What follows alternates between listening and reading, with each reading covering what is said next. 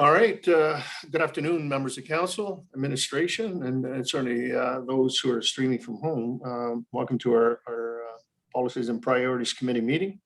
We'll call, believe Councillor Hellman is the only one we're waiting, but he will tune in very shortly. So I'll call the meeting to order, and any disclosure of pecuniary interest on the agenda is presented to you this afternoon. Hearing none, we don't have any delegations. And before we proceed, members of council, I just want to report out to our viewing audience that we had a closed meeting. Personnel meeting was held earlier this day, Tuesday, July 13th, 2021 at 4 p.m. in accordance with the Municipal Act 2001 and Section 239(2)(a)(b), D, H, and I, which permits a meeting or part of a meeting to be convened in closed session when the subject matter being considered is the security of the property of the municipality or local board, personnel matters about identifiable individuals, including municipal and local board employees, labor relations or employee negotiations, information explicitly supplied in confidence to the municipality by local board, by Canada, a province or territory, or certainly a crown corporation of any of them. Trade secret or scientific, technical, commercial, financial, labor relations information supplied in confidence to the municipality or local board, which is disclosed, could reasonably be expected to prejudice significantly the competitive position and interfere significantly with the contractual and other negotiations of a person, group, persons, or organization. So at the meeting, administration was authorized to phase in implementation of the recommendations contained in the 2021 organizational review, June 2021 by KPMG, referred financial considerations to the 22 budget process, phase in the implementation of future state recommendations contained in a report of information technology service review, June 18, 2021 by the Peary Group, Consulting Limited, and referred financial considerations to the 2022 budget process. At the meeting, direction was given to authorize the mayor and clerk to sign the negotiated terms and provisions in the collective agreements with CUPE Locals 701.1, 702.2, and 702.5, and authorize the hiring of a temporary fire prevention officer. Also at the meeting, the members were informed on a decision issued by the Human Rights Tribunal of Ontario on two matters regarding mandatory retirement from the position of volunteer firefighters at age 60, and whereby the HRTO upheld the mandatory retirement age applies to volunteer firefighters. The status of the town submission to a competitive process. So there are no communications to bring forward, members of council, but we have reports. And our first report is from our clerk's office, and it's the 2021 -14 Parking Ticket Appeal Committee. So I'll call upon our Director of Corporate Services and clerk to summarize the report and bring forward recommendations. Thank you, Your Worship. Sean, are you going to be sharing the screen with the agenda and the reports?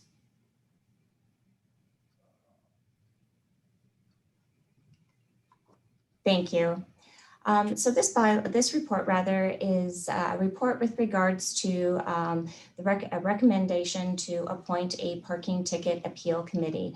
The purpose of this committee would be to hear from residents who or other persons who may have received tickets from one of the police officers in respect of a parking violation.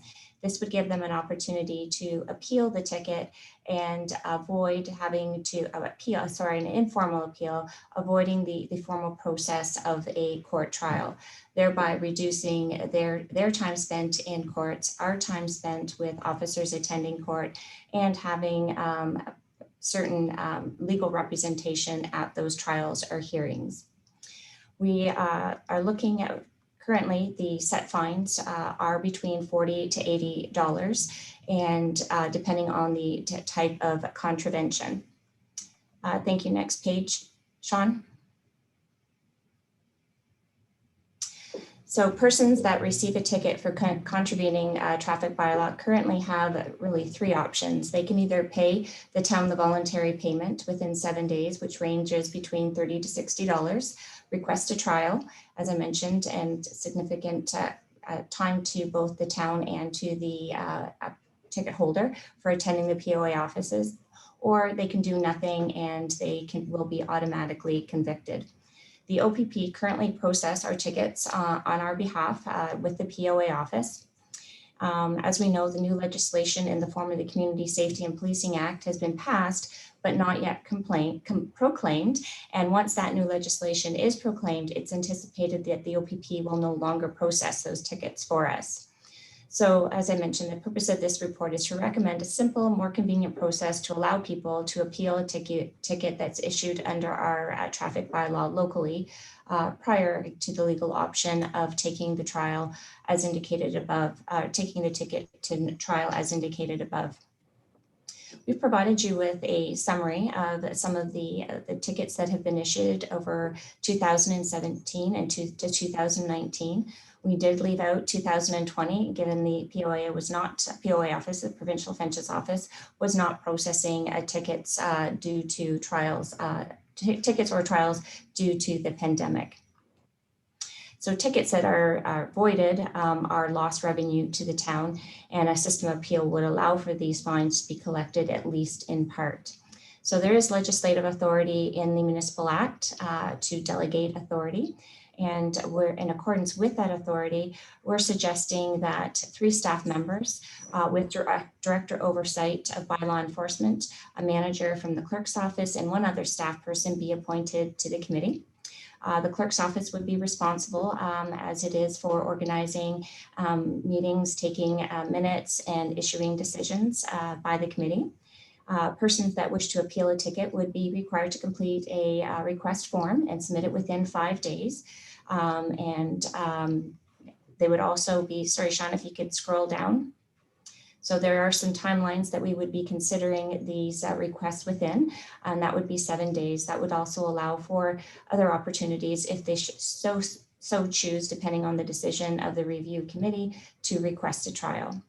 And that if council is agreeable to such a committee, we would prepare a bylaw to create the committee, delegate the authority for these powers to reduce fines or waive fines, which will be prepared for council's consideration and approval at a forthcoming council meeting. So that is our recommendation, and I'd be happy to take any questions from the members. All right, thank you, Madam Clerk.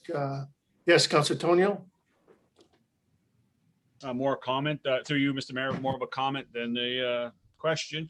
From working next door at the police station for years, this is a good way to get some efficiencies out of our parking program. I believe there was some inefficiencies in there, and what you're recommending does capture that opening that we had where tickets could get lost or a citizen didn't have his chance to informally discuss why he committed that offense and why he thinks he shouldn't pay the exact amount, that type of thing. So I think it's a positive thing, and it'll help alleviate a lot of workload. And also, I think it's time that the OPP relinquished the working of the processing of the parking tickets, and the town absorbs that too. So I like this recommendation. We'll approve it. Thank you.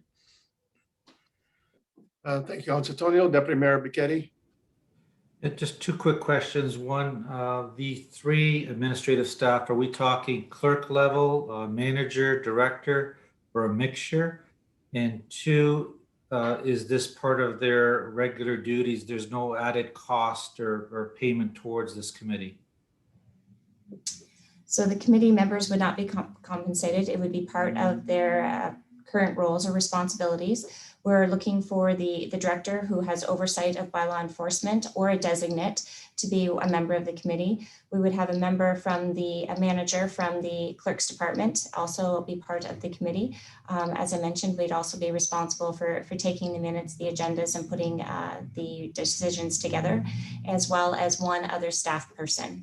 So that would be not necessarily a manager or director, but 1 other staff person within the organization. Okay. And then the plan is like a monthly thing, the last Friday of the month, you block off this date and you take them all based on that, or is it going to be, as the need arises in terms of review? Like, is it a regular, well, if someone were to make an appeal, will they have to wait a long time, 2 months, or will it be done, within a reasonable time? So they'll need to submit the request to us within 5 days, and then we would process their request within 7 days, thus allowing them 3 days, should they not like the decision of the repeal committee, to make a request to set the matter down for a trial within the required 15 days. So it would be time sensitive. Very good. Yeah, I saw that in the report. I just curious. That's a quick turnaround, which is excellent. Like I say, very good. Thank you. All right, any further questions or comments on this report? I'm looking for a motion to accept the recommendation presented to us by the clerk. Councillor Houston and Councillor Tonio.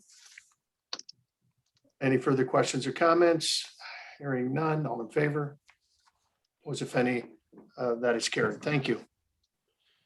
Next is from Financial Services. That's the purchasing bylaw and policy update. So I'll call upon our Deputy Treasurer to summarize the report and recommendations.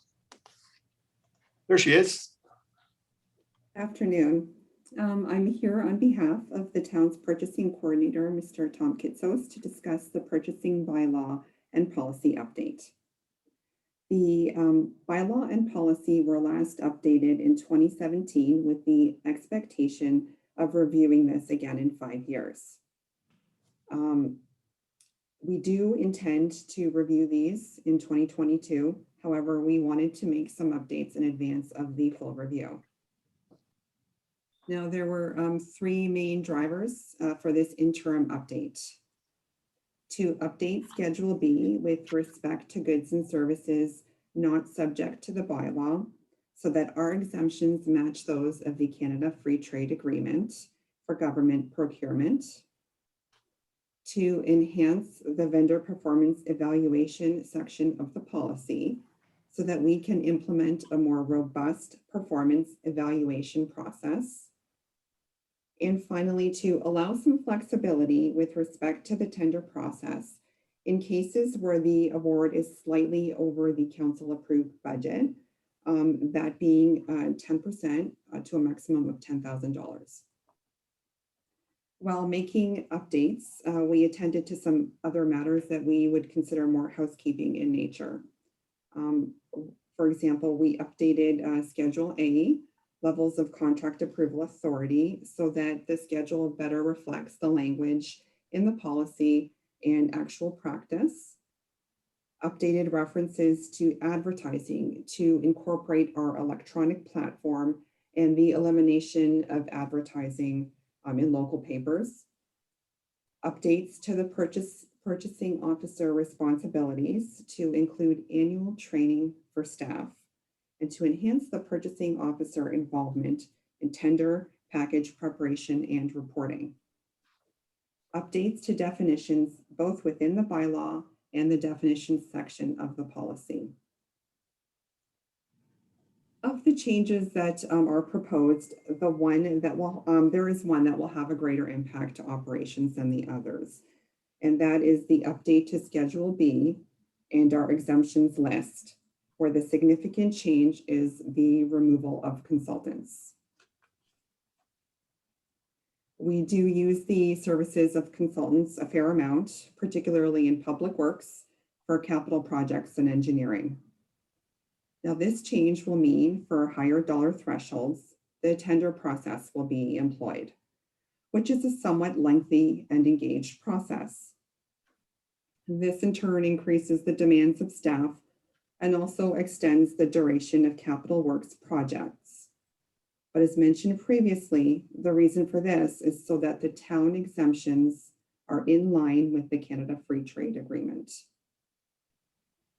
So this is a summary of the changes that we are making this go round. There will be a full review of the bylaw and policy next year. So recommendations for the report are as follows. That this report be received, and that the recommended updates to the purchasing bylaw in the report be accepted, and that the recommended updates to the purchasing policy in the report be accepted. And furthermore, that subject to the acceptance of the committee or acceptance with changes, the bylaw and policy be presented to council at the next RCM for adoption. Are there any questions? All right, thank you, Zora. Any questions to the Deputy Treasurer? Yes, Councillor Alton Hoff. Thank you, Worship. And through you to Ms. Vice Cruna, thank you very much. Just one question on section 4.3, the revisions that have been implemented on the over budget. There's a listing for kind of sub bullet points. It indicates where a project will be over budget, departments must take the following steps to mitigate the financial impact. And then there's 4 items. Will they be considered in that order? Or, you know, could they be, you know, item 3 occurs before 1? I'm just trying to get an idea. Would it be best beneficial if it's identified that they occur in that order? I don't think that the intention was necessarily that they would occur in that order. I mean, those were 4 options. Like, for example, I don't know necessarily that for every project that you could scale back the scope of the project. Okay, exactly. Yeah. Yeah, okay. So just left the following steps, because certainly if the project is canceled, there's no need to scale it back. So I understand. Right. These are, again, just kind of general, I don't want to call them general guidelines, but appropriate guidelines that don't necessarily need to follow this order to be executed. I'm okay with it. It's just, I wondered if there was the intent to try, you know, to try to look at things, because I agree. If something is over budget by 500%, there's no need to look at it further. But I just wanted to check and see what was the general spirit of that. I appreciate that. Thank you. Thank you, Councillor. Any further questions or comments on the report and recommendation? Yes, Councillor Dowie. Thank you, Worship. Just sort of building on what Councillor Alton Hoff had said, just a comment. I think that's a very sensible decision, something that's just marginally over the budget. I mean, you just, the way the contracting system goes is sometimes the cost of materials and labor rises due to market demand. Sometimes it doesn't. And just to come back to town council for what's destined to be in most cases a marginal amount, is this just not an efficient way to do it. I think that's a very fair consideration being asked for by administration. Yeah, thank you, Councillor Dowie. All right, any further questions or comments? Hearing none on the recommendation. Moved. Deputy Mayor Bichetti, Councillor Houston. All in favor? Was if any, that's carried. Thank you.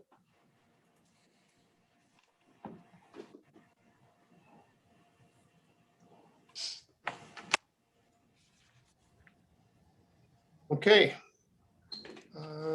Unfinished business. Yes, Mr. Anthony. Yes, good evening, Mayor McNamara, members of council. I just want to update council on a recent occurrence at the arena. Our boiler went down last Thursday night.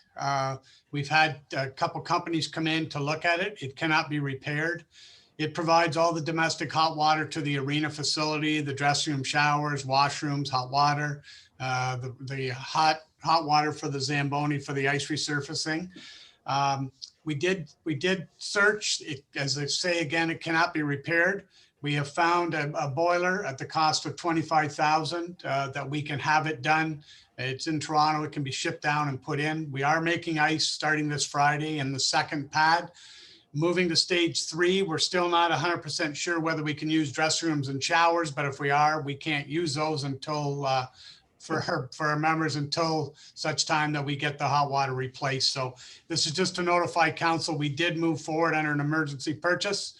Part of the purchasing policy says that we do have to identify to council that the purchase was done. It was not a budgeted item, and there is certainly adequate funding in the arena life cycle account to cover the costs of this emergency purchase. Yeah, you'd have to boil an awful lot of water.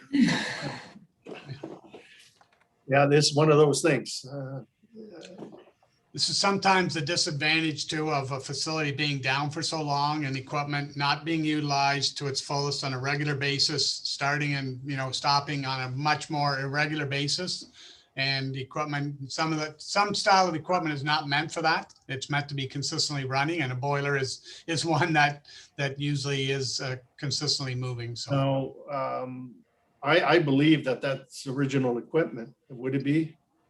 I believe that we did replace this once before, but it was a faulty piece of equipment at that time. But it's certainly Well, the very problem, integral. Yeah.